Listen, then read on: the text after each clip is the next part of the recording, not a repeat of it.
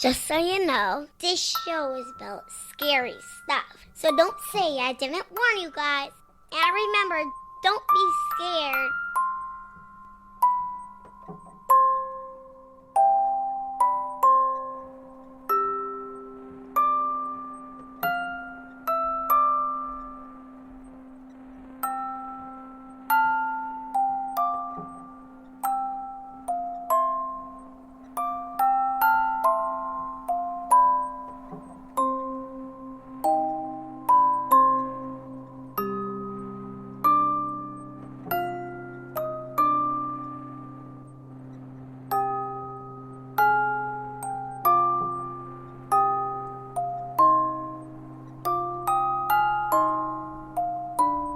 Episode 102, 80 Seconds. War Baby here with another episode of Murderous Minors. Once the dust has settled around a mass tragedy like a school shooting, it's only natural that we'd want to know why, though knowing why could also mean placing some responsibility on people other than the shooter. And it's hard, but the purpose of such fact-finding missions is to highlight the missed clues, the gut feelings that crept in before the tragedy but that didn't seem serious enough to warrant scrutiny at the time.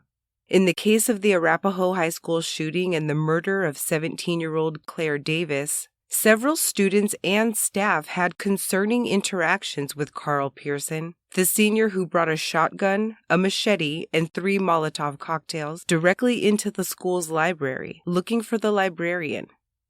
This week on Murderous Minors, we cover the Arapahoe School shooting, which I briefly referenced in the last episode, as told through the sheriff's official report as well as a commissioned report by the Center for the Prevention of Workplace Violence.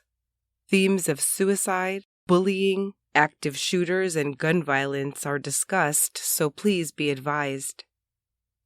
A little more than 5 years before the murder of Kendrick Castillo, almost 18 months after 12 moviegoers died 15 miles away in Aurora, and 1 year to the day of the mass shooting at Sandy Hook Elementary in Newtown, Connecticut that killed 26, Karl Pierson opened fire inside Arapahoe High School, less than 10 miles away from Columbine High. On September 3, 2013, the senior turned 18, but it was also the day that his continued inappropriate behavior caught up to him, setting off the months-long chain of events which would ultimately end in the deadly 80-second attack known from then on simply as Arapahoe. Pierson, whose parents divorced during his junior year, had made it known that he wanted to attend a United States military academy, was an Eagle Scout, constructed a garden on behalf of a nonprofit, and learned to shoot in a Scout-affiliated program. So when he purchased a shotgun at a local Cabela sporting goods store just after his 18th birthday, the people he told weren't surprised or concerned. Even when 2 school security officers told an assistant principal that Pierson had been seen looking at gun websites and pictures of school shootings on his laptop 6 weeks before the shooting, no one reacted because it was his personal computer.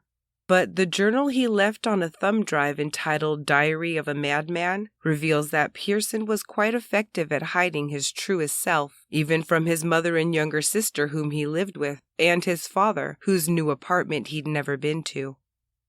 According to the Arapahoe County Sheriff's Office, on September 17, 2013, Karl Pierson's journal began by explaining its existence, saying, quote, "Enter Project Sanguntum, a 10-year subconscious project for me to exact revenge, not on the individuals who perpetrated wrong, but instead by those I believe have done me wrong. I will shoot up my school, Arapahoe High School, before the year is over. I'm a psychopath with a superiority complex. I intend on going in as follows. I walk through the asshole in the North Trophy Hall, waltz in shooting everyone in my way. From there are classrooms in there where I will do something I have wanted to do for a while, mass murder and be in a place of power, where I and I alone are judge, jury, and executioner." 12 other entries were highlighted in the sheriff's official report, written between September 22nd and December 12th, the day before the attack. Pierson mentions being filled with hate and unable to be happy about anything. On September 22nd, Pierson seems to lay out some background to his motive, writing, quote, "When I do commit my atrocities, I want the conversation to be about elementary school teasing. Words hurt, can mold a sociopath, and will lead someone a decade later to kill." A few weeks earlier, on his 18th birthday, Pierson and his mother had been in that meeting with the high school's head librarian and speech and debate coach Mr. Murphy regarding Pierson's status as captain of the extemporaneous team, a volunteer, not elected position for a segment of the team. According to Coach Murphy's various statements, he lacked faith that Pierson could pull off the leadership role right, given his escalating poor judgment and behavior during his junior year, especially after he began a speech with, quote, "I woke up this morning and realized my penis had fallen off," while at a competition that Coach Murphy hadn't seen because he was judging a different round. Once school was back in session and Pierson's senior year was underway, Murphy decided that the teen, quote, "wasn't suited for the position," and that September 3rd birthday meeting had been called to strip him of his title and limit his activities on the team due to multiple incidents of disruptive behavior. For instance, by just 2 days into the school year, Pierson's social studies teacher had already gone to the coach for advice on how to deal with him, after he'd exhibited bullying behavior by telling a classmate that the question he'd asked was stupid. The teacher saw Pierson as a, quote, "verbal bully," and wanted the coach to be aware due to his association with the speech and debate team. Fast forward a couple of days to back to school night, where Pierson was supposed to man a table but instead was a no-call, no-show, telling the coach later that his phone had been broken, solidifying the teacher's decision to remove the teen as extemporaneous team leader. Following the tense meeting, Coach Murphy recalled that he had never been looked at in the haunting way Pierson just stared at him when he broke the news, calling the reaction, quote, "livid and threatening." Pierson's mother told police that her son was angry when they left that meeting, and once in the parking lot he began yelling that he was going to, quote, "get that guy." This threat was witnessed and overheard by another teacher who happened to be out in the parking lot, and he told the coach, who'd actually seen the teen's animated reaction, however couldn't hear it. He alerted the school resource officer, a deputy with the Arapahoe County Sheriff's Office, who filed a report. Murphy went to a school counselor and then the principal, who directed him to an assistant principal who dealt with the Arapahoe seniors, the one who ultimately called Pierson's mother, which resulted in her keeping him out of school for the next 3 days. He was not officially suspended, and a re-entry meeting took place upon his return, during which Coach Murphy reiterated that Pierson could remain on the team, though the school administration did not support this idea. A threat assessment was conducted by the school psychologist, who ranked Pierson as a low-risk threat and told his parents he could return to campus. Pierson's father would later contend that the threat assessment part of this meeting was added after the fact, and that to him it appeared to just be a meeting. Also on September 9th, Pierson's mother had him evaluated at Highlands Behavioral Health, where he was deemed, quote, "not a threat to himself or others." He returned to school the next day, going to speech and debate practice after school, though he had been told not to. The assistant principal had told Pierson he could return to speech and debate team participation in 2 to 3 weeks. However, Coach Murphy had to throw him out of practice the very next day. He was allowed to compete, but not allowed to practice with the team for the time being, and he told his father that he wasn't interested in doing that. Pierson's grades would fall so low that semester that this is what eventually disqualified him from competitions altogether. Following the team practice incident on Tuesday, September 10th, 2013, Coach Murphy told the assistant principal and the school psychologist that he was so concerned about the incident he was considering quitting his job. He felt that removing himself as a target was the best idea, explaining that as long as he was there, the whole school was in danger. He told other colleagues the same, saying that even if they revoked Pierson's open enrollment status, nothing could stop the disgruntled teen from seeking Murphy out on campus, except him no longer working there. In the weeks following the September 3rd parking lot threat, Coach Murphy did attempt to obtain security camera footage of the incident, however was soon informed that it had been recorded over.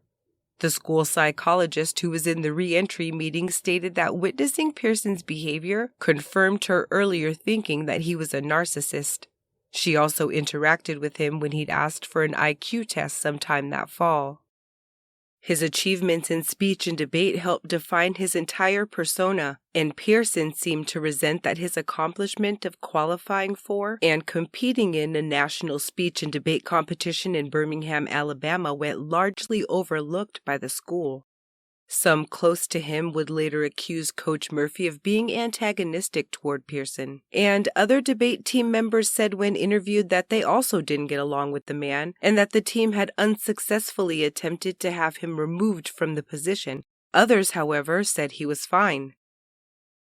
As the school year wore on, Pierson continued to add to the Diary of a Madman, which seemed to exist only to chronicle the lead up to the shooting at Arapahoe High School. He referred to Murphy as a moron in a text sent to a girl he was dating and told pretty much everyone who listened that he had a straight-up grudge against the coach. On September 30th, he said that he felt, quote, like a bomb and that he rarely took his medications because they didn't, quote, effusively make him happy. The next day, he declared that, quote, Saguntum is the project to shoot up and maybe bomb Arapahoe High School, adding that he already had an idea how he wanted it to take place. On Friday, October 3rd, he wrote that he had decided on a mid-November date for the attack since he needed to gather more weapons and, quote, build my arsenal. Pierson saw his therapist a week later, calling it a, quote, massive waste of time. A few days after that, he wrote about, quote, shooting up the asylum or whatever the fuck it was that my mother took me for that psych evaluation. Let the record show I lied through my teeth through the test. Kids at school referred to him as a communist or socialist because he frequently wore t-shirts with symbols from Russia or Nazi references. The screensaver on his computer was a swastika, and one student even said he claimed to be a sociopath. Just about 2 weeks later, a few days before Halloween, the journal read, quote, the 13th of December is a great date. Then, a week and a half later, quote, I am ecstatic right now. That December 13th date I chose is perfect. It's not known if Pierson favored this day because it was as close as he could get to the 1-year mark of Newtown, which took place on Friday, December 14th, 2012.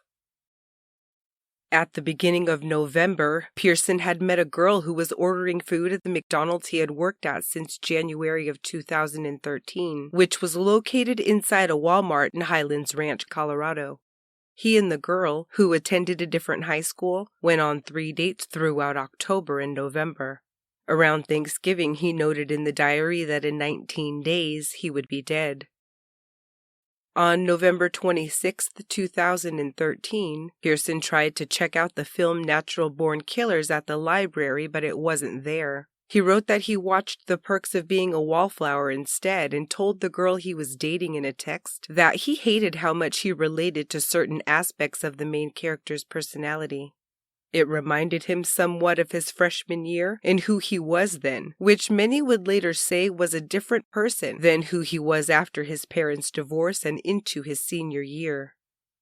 Less than 2 weeks later and just 5 days before the shooting, Pierson wrote that he purchased a Stevens .320 pump-action shotgun with a pistol grip, noting that the purchase required a great deal of waiting and that his mother had no idea.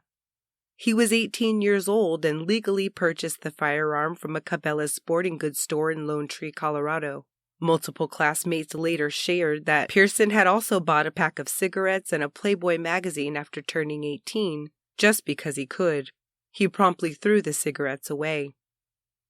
On Wednesday, December 11th, Pierson's Spanish teacher sent him out of the classroom to stand in the hall after he left to get a drink, got locked out, and started banging violently on the door to get back in.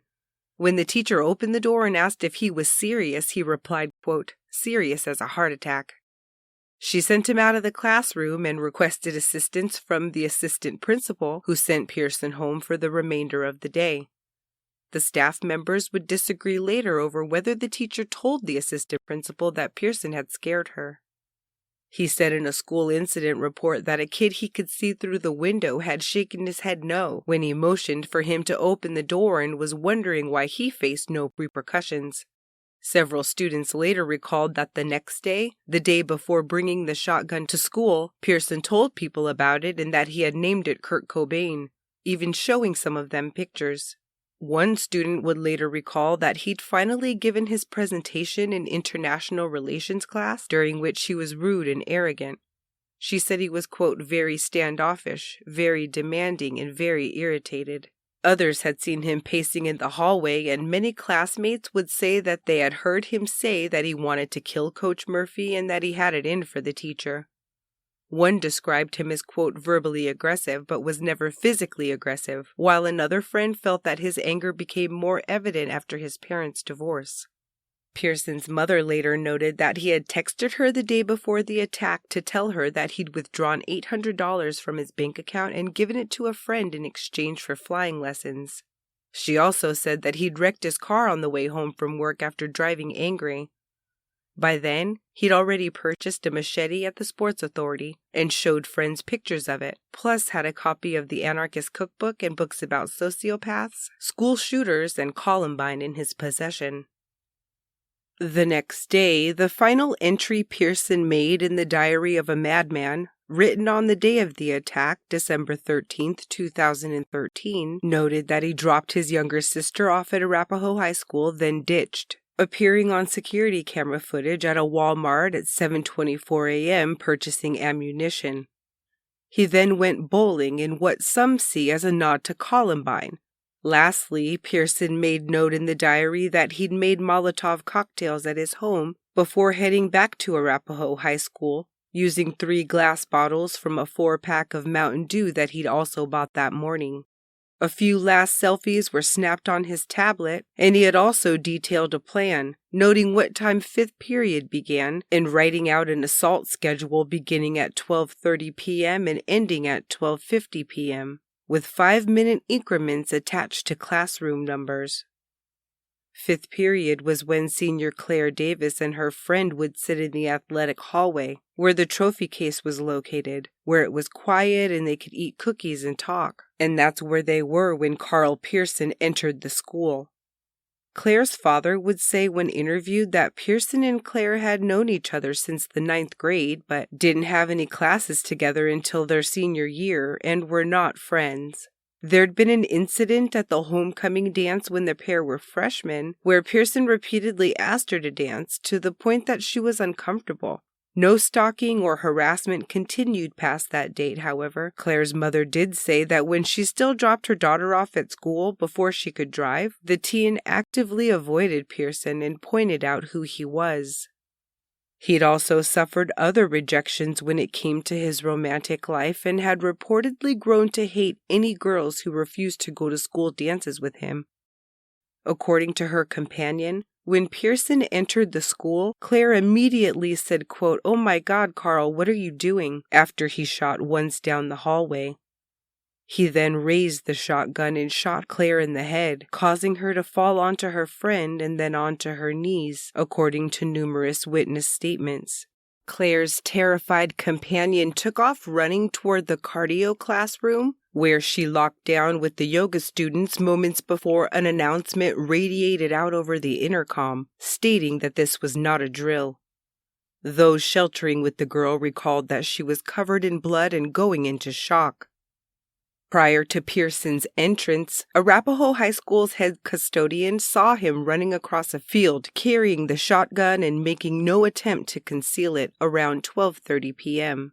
He described making eye contact with the teen who just kept on running as the man began speaking excited Spanish over the radio, which led to an exclamation of "Lockdown, lockdown," to be transmitted by a colleague.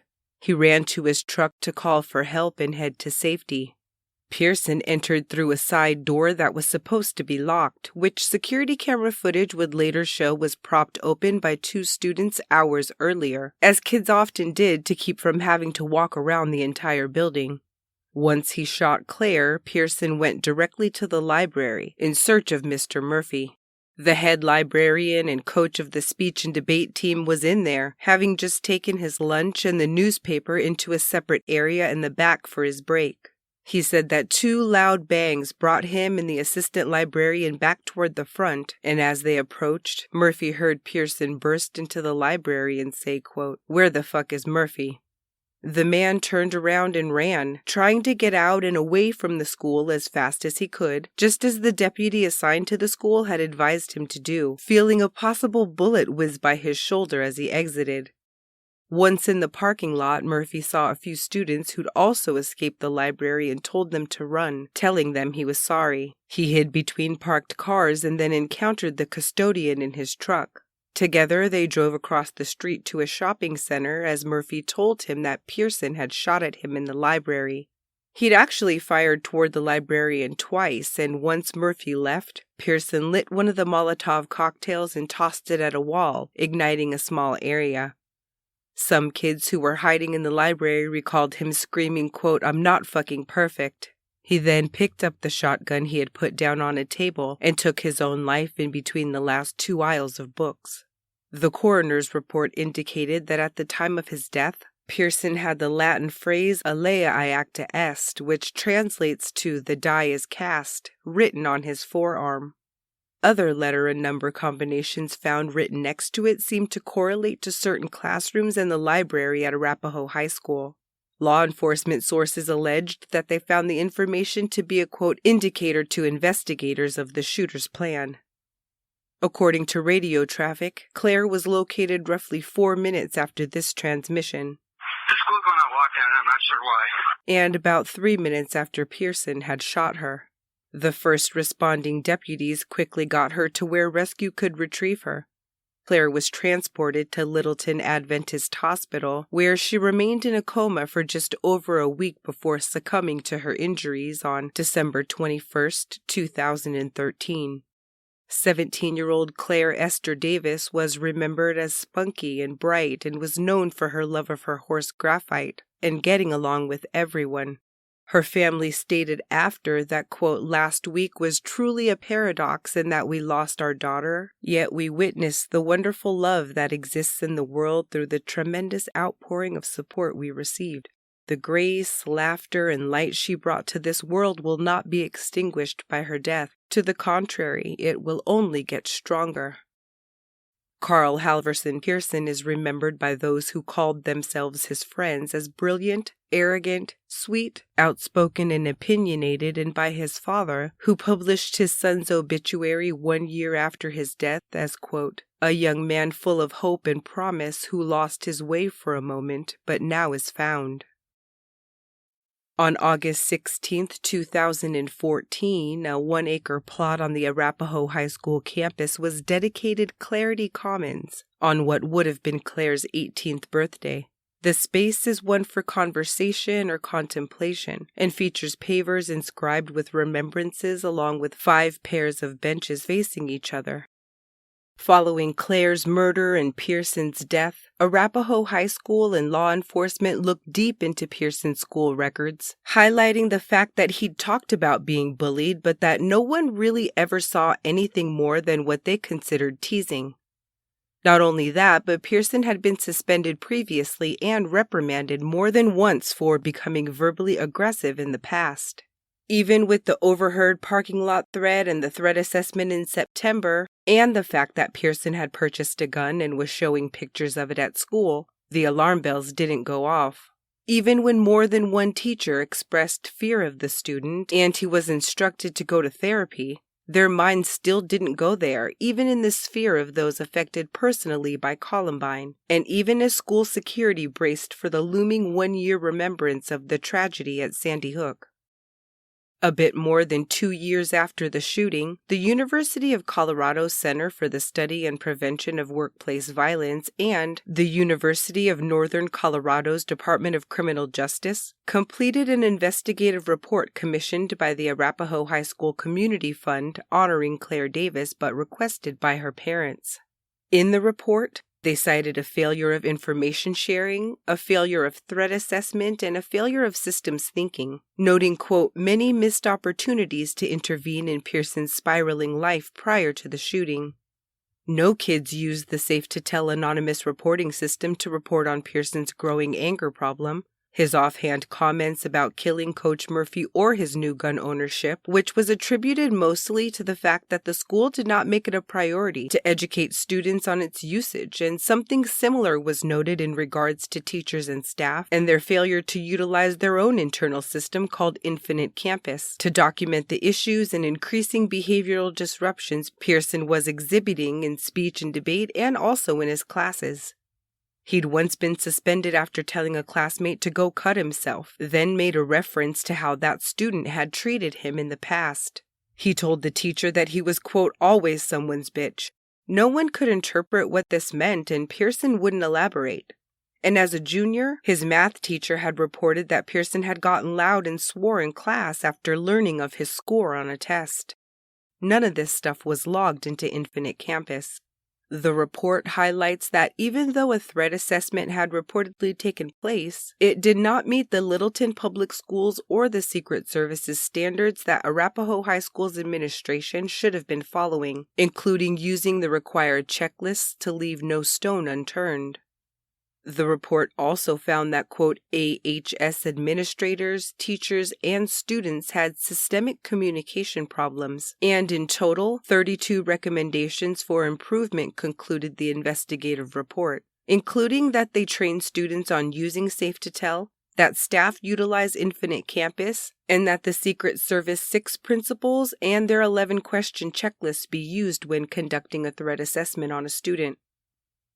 In addition to Pierson's last selfies, his tablet also had some books downloaded on it, including one that I have myself, Why Kids Kill, Inside the Minds of School Shooters by Dr. Peter Langman, who posits that school shooters tend to fall into 3 categories: psychopathic, psychotic, and traumatized. Once the author began researching the shooting at Arapahoe High School, he found his name in the investigative notes and went on to draft Karl Pierson, Psychopath with a Superiority Complex, in which he drew numerous parallels between Pierson's diary, the diary of one of the Columbine shooters, and even the Bella Vista shooter Elliot Rogers' manifesto, down to comparing the actual phrasing. He also found symbolism in Pierson's decision to go bowling before the assault on his school, since the Columbine shooters are sometimes erroneously said to have done the same. On July 1, 2017, the Claire Davis Act took effect, allowing victims to sue if they could prove they weren't kept safe at school or at a school event. The law forces districts to prove that, quote, reasonable care was used to prevent homicides and the commission of other violent crimes considered, quote, reasonably foreseeable. However, those affected still struggle to define these terms and turn them into action. In May 2021, just as the second STEM school shooter trial was beginning, the parents of Kendrick Castillo filed suit against the Douglas County School District and STEM School Highlands Ranch under the Claire Davis Act, deciding that it was the only way they would get the details about the incident that they're looking for. The Castillo said they've been trying to get this information with no luck, so now a jury will be the ones to decide if monetary damages are in order for their grief, loss of companionship, impairment of quality of life, burial expenses, and other harms. You know what works better than home remedies and over-the-counter acne products which could damage your skin? Prescription treatments. That's why we're excited to partner with Apostrophe, the sponsor of this episode. Well, I'm sure everyone will be glad to know that I've just about reached the end of my first cycle of treatment, and I couldn't feel better about it. No more wearing a turtleneck at inappropriate times or spackling on the makeup to hide my blemishes. If you haven't already tried Apostrophe, there's never been a better time. Apostrophe is a prescription skincare company that offers science-backed oral and topical medications that are clinically proven to help clear acne. Apostrophe connects you with a board-certified dermatologist who will create a personalized treatment plan that's perfectly tailored to your unique skin.